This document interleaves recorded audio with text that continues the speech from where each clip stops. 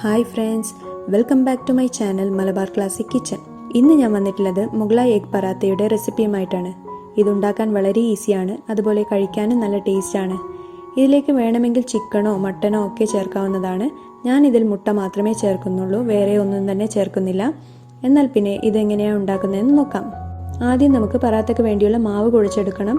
അതിനായി 1 കപ്പ് ഗോതമ്പ് പൊടിയും 1 കപ്പ് മൈദയും എടുത്തിട്ടുണ്ട്.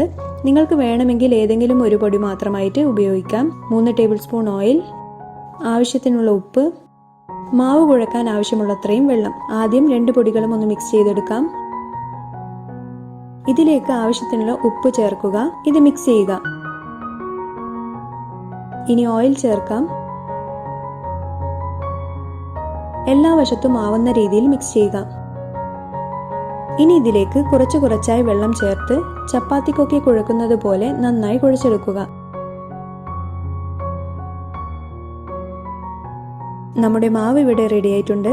ഇതിനു മുകളിൽ അല്പം ഓയിൽ തടവി കൊടുക്കുക. ഇനി ഇത് അടച്ചു വെച്ച് ഒരു 30 മിനിറ്റ് റെസ്റ്റ് ചെയ്യാൻ വെക്കാം. ഇനി നമുക്ക് ഫില്ലിംഗ് റെഡിയാക്കാം. അതിനായി ഒരു മീഡിയം സൈസ് ഉള്ളി നൈസായി അരിഞ്ഞു വെച്ചിട്ടുണ്ട്. ഒരു മീഡിയം സൈസ് ക്യാരറ്റ് ഗ്രേറ്റ് ചെയ്ത് വെച്ചിട്ടുണ്ട്.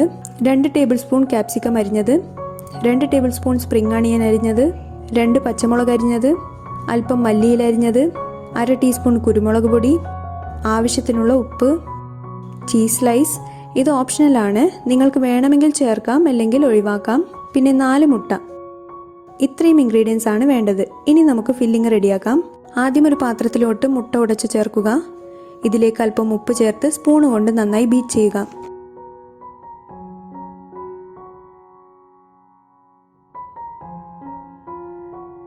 മുട്ട നന്നായി ബീറ്റ് ചെയ്തിട്ടുണ്ട്. ഇനി ഒരു കടായിലേക്ക് അല്പം ബട്ടർ ചേർക്കുക. നിങ്ങൾക്ക് ബട്ടറിന് പകരം ഏതെങ്കിലും കുക്കിംഗ് ഓയിൽ ചേർക്കാം. ബട്ടർ ഒന്ന് മെൽട്ടായി വന്നിട്ടുണ്ട്. ഇനി ഇതിലേക്ക് പച്ചമുളക് അരിഞ്ഞത് ചേർക്കുക. ഇത് നന്നായി വഴറ്റിയെടുക്കുക. ഇനി ഇതിലേക്ക് അരിഞ്ഞു വെച്ച ഉള്ളി ചേർക്കാം. ഇതും നന്നായി വഴറ്റിയെടുക്കുക. ഇനി ഗ്രേറ്റ് ചെയ്ത് വെച്ചിട്ടുള്ള ക്യാരറ്റ് ചേർക്കാം. ഇതൊന്ന് വഴറ്റിയെടുക്കുക. ഇത് ഒരുപാട് നേരം വഴറ്റിയെടുക്കണമെന്നില്ല, ജസ്റ്റ് അതിന്റെ പച്ചച്ചൊവ മാറിക്കിട്ടിയാൽ മതി. ഇനി അരിഞ്ഞു വെച്ച സ്പ്രിംഗ് അണിയൻ ചേർത്ത് ഒന്ന് മിക്സ് ചെയ്യുക. കാപ്സിക്കം അരിഞ്ഞത് ആഡ് ചെയ്യാം. ഇത് നന്നായി മിക്സ് ചെയ്യുക.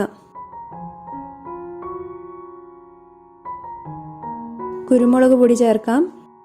ഇത് നന്നായി യോജിപ്പിച്ചെടുക്കുക. ഇനി അല്പം ഉപ്പ് ചേർത്ത് നന്നായി മിക്സ് ചെയ്യുക.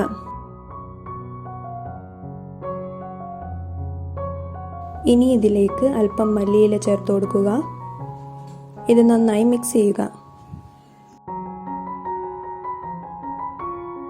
ഇനി ബീറ്റ് ചെയ്ത മുട്ട ചേർത്ത് സ്റ്റൗ ഓഫ് ചെയ്യുക.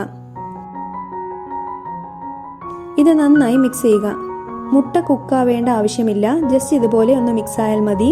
30 മിനിറ്റ് കഴിഞ്ഞു. ഇനി പറാത്ത ഡോ ഒന്നുകൂടെ കുഴച്ചെടുക്കാം.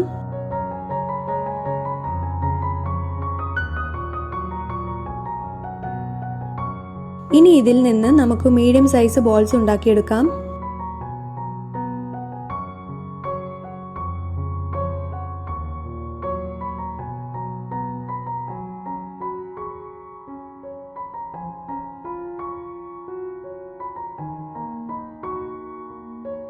ഇനി ചപ്പാത്തി പരത്തുന്ന പലയിലേക്ക് അല്പം മൈദ തൂകി പറാത്ത ബോൾസ് പരത്തിയെടുക്കാം.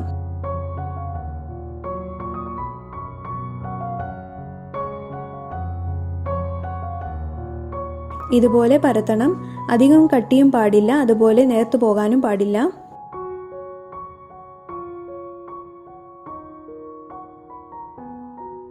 ഇതിന്റെ നടുവിലായി ഫില്ലിംഗ് വെച്ചു കൊടുക്കുക.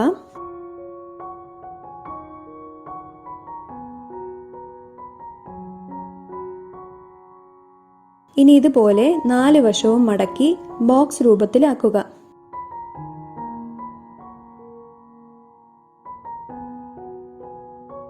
എല്ലാ സൈഡും പ്രസ് ചെയ്യുക.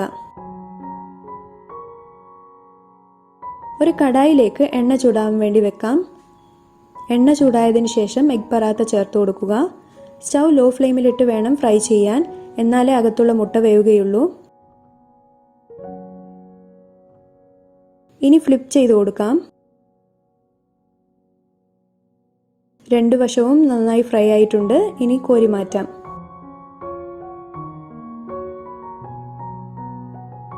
ചീസ് ചേർത്തിട്ട് എങ്ങനെയാണ് ഉണ്ടാക്കുന്നതെന്ന് നോക്കാം. നേരത്തെ ചെയ്തതുപോലെ ബോൾസ് പരത്തിയെടുക്കുക. ഇതിന്റെ നടുവിലായി ഫില്ലിംഗ് ചേർത്ത് കൊടുക്കുക.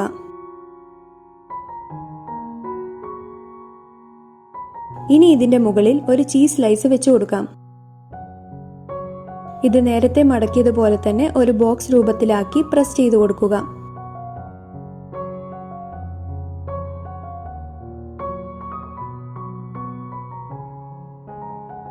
ഇതും നമുക്ക് ഫ്രൈ ചെയ്തെടുക്കാം.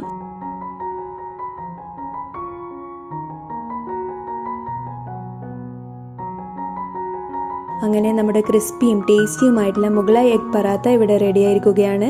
ഞാനിവിടെ ചീസ് ചേർത്തതും ചേർക്കാത്തതുമായ പറാത്തയാണ് സെർവിംഗ് പ്ലേറ്റിൽ വെച്ചിട്ടുള്ളത്. ചീസ് ചേർത്ത പറാത്ത കട്ട് ചെയ്ത് നോക്കാം. ഇത് ബ്രേക്ക്ഫാസ്റ്റ് ആയിട്ടോ സ്നാക്ക് ആയിട്ടോ ഡിന്നർ ആയിട്ടോ ഒക്കെ കഴിക്കാൻ പറ്റിയ റെസിപ്പിയാണ്. ഇത് 1-2 കഴിച്ചാൽ തന്നെ നമ്മുടെ വയറ് നിറയും. ഇത് ചീസ് ചേർക്കാത്ത പറാത്തയാണ്. ഇതെങ്ങനെയുണ്ടെന്ന് നോക്കാം.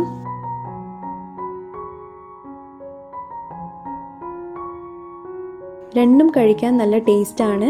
ഇനി നിങ്ങൾക്ക് ചിക്കനോ മറ്റോ ചേർക്കണമെന്നുണ്ടെങ്കിൽ അതും ചേർക്കാവുന്നതാണ്. വളരെ സിമ്പിളായി തയ്യാറാക്കാൻ പറ്റുന്ന ഈ ഒരു റെസിപ്പി നിങ്ങൾ തീർച്ചയായും ട്രൈ ചെയ്ത് നോക്കണം.